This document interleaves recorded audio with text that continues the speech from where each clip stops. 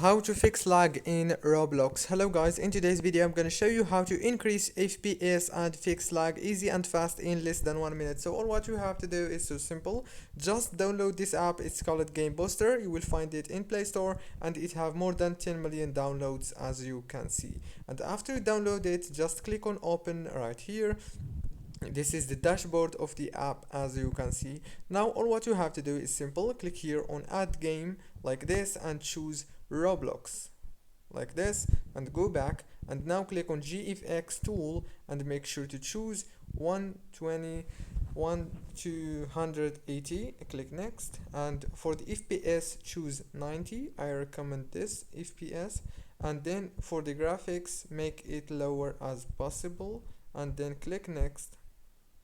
And congratulations, now it's gonna start and it's completed as you can see, very fast. Don't forget to like, subscribe, and thank you so much for watching this video.